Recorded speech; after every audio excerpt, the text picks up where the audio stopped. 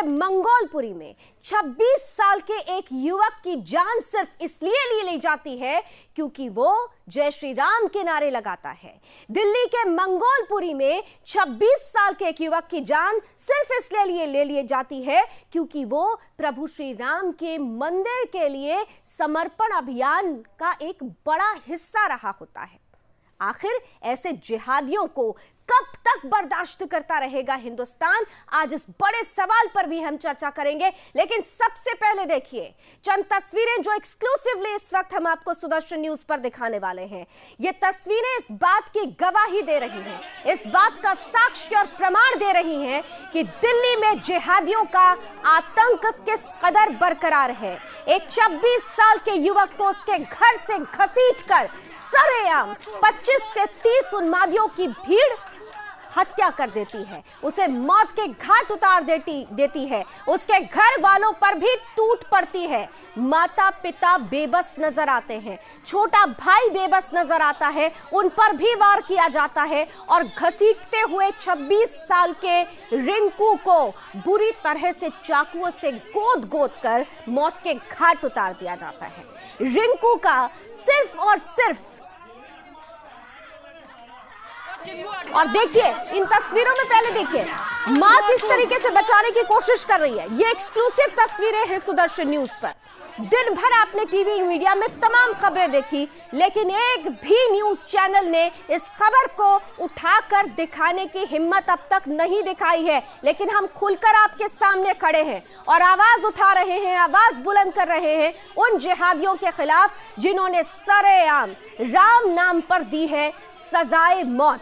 26 साल का रिंकू शर्मा सिर्फ इसलिए मार दिया गया क्योंकि उसने जय श्री राम का नारा बुलंद किया। उसने उन जिहादियों से टक्कर ली जिन्होंने सीधे सीधे जय श्री राम का नारा बोलने पर रिंकू को पहले भी धमकाया था, लेकिन रिंकू निडर निर्भीक था, उसके साथ राम का सहारा था और इसीलिए मरते दम तक उसने जय श्री राम का नारा नहीं छोड़ा।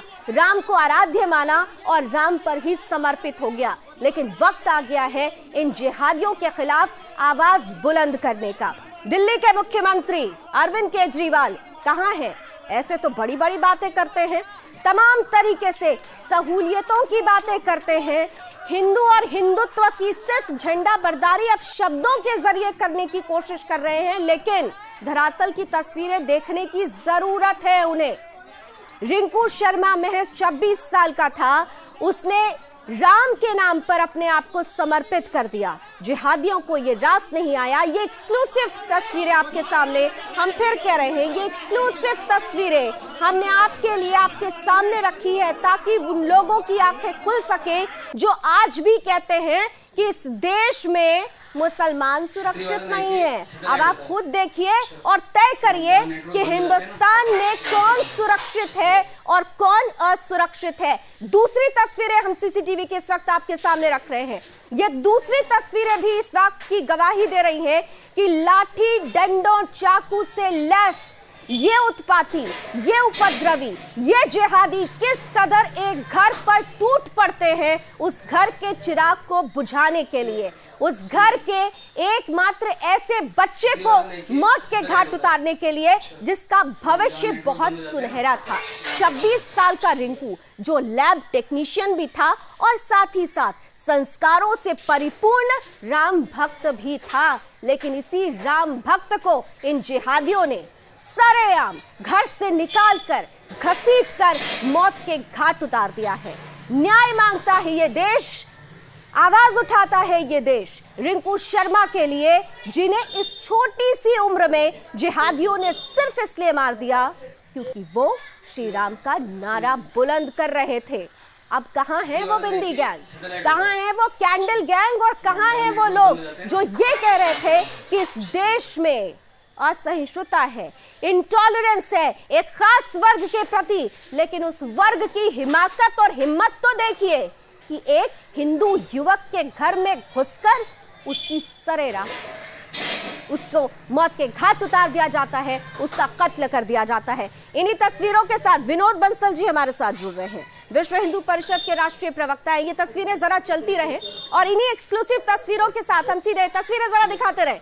इन्हीं तस्वीरों के साथ विनोद जी तस्वीरें हम सामने रख रहे हैं और ये तस्वीरें चीख चीख कर गवाही दे रही हैं कि किस कदर एक राम भक्त को सरेआम जिहादियों ने मार डाला। जय श्री राम का नारा उन्हें हजम नहीं होता और निधि समर्पण को लेकर जिस तरीके से हम हर तरफ देख रहे हैं, कभी पत्थर बरसाए जाते हैं, कभी पीटा जाता है, कभी उनके खिलाफ अभद्र टिप्पणियां की जाती है, इससे भी पेट नहीं भरा तो 26 साल के एक राम भक्त की जान तक ले ली। कब तक बर्दाश्त करेंगे हम ये सब?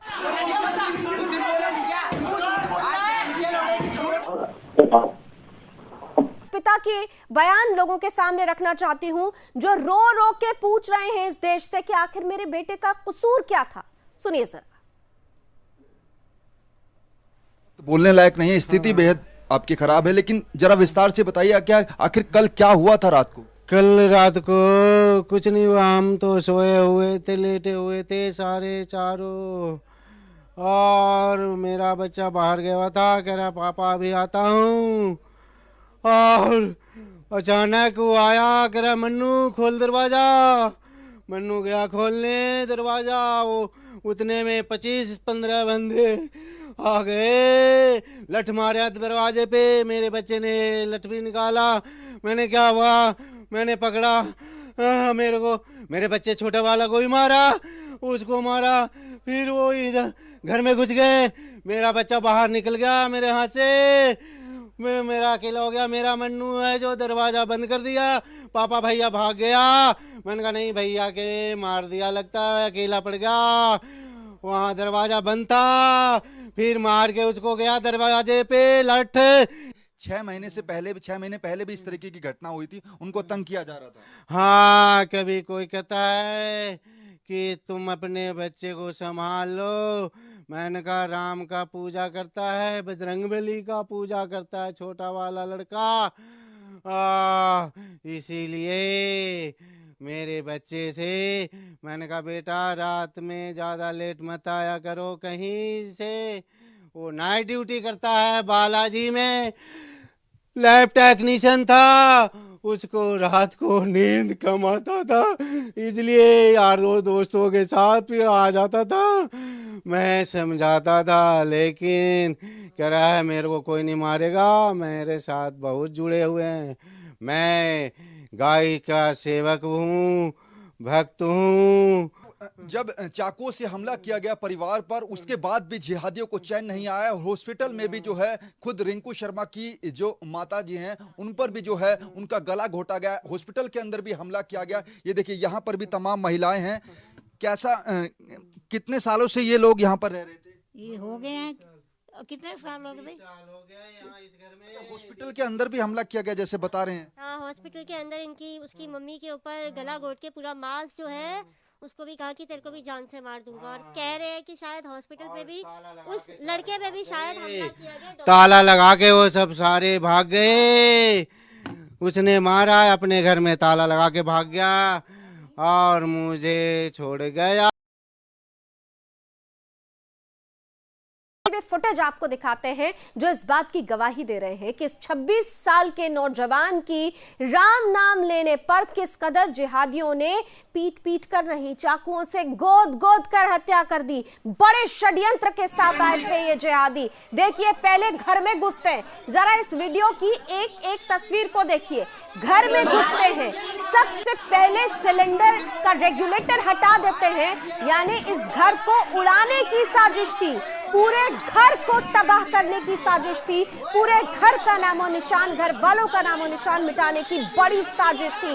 लेकिन किसी तरह से घर के मुखिया पिता रिंकू शर्मा के वो इसे रोकने की कोशिश करते हैं, लेकिन फिर यही जिहादी रिंकू शर्मा को घसीटते हुए बाहर ले आते हैं और फिर चाकुओं से गोद गोद कर उसकी निर्मम हत्या कर दी जाती है। रिंकू की मां लगातार चिल्लाती है, हाथ पैर जोड़ती है, अपने बच्चे को छोड़ने की लगातार वो प्रार्थना करती है, विनती करती है, लेकिन ये उन्मादी उनके साथ भी बदसलूकी करते हैं, उन पर भी हाथ उठाते हैं और इसके बाद रिंकू शर्मा के साथ वो करते हैं जिसका अंदाजा इस घर के किसी भी सदस्य ने कभी सपने में भी नहीं लगाया होगा, कभी सोचा भी नहीं होगा कि घर के इस चिराग को ये जिहादी खुलेआम चाकुओं से गोद कर मार डालेंगे, बुझा देंगे। देखिए ये करुण रुदन पुकार, जरा एम्बियंस सुनाते हैं इसका।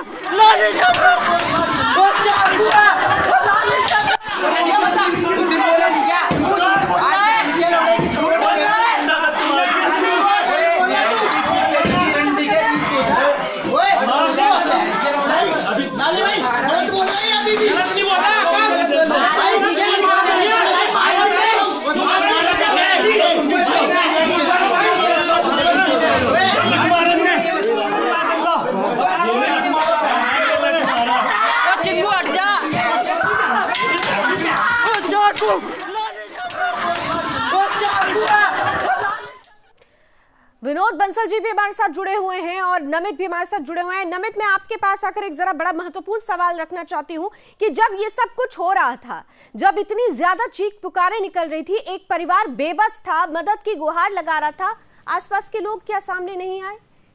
क्यों नहीं लोगों ने मदद की ऐसी इस परिस्थिति में?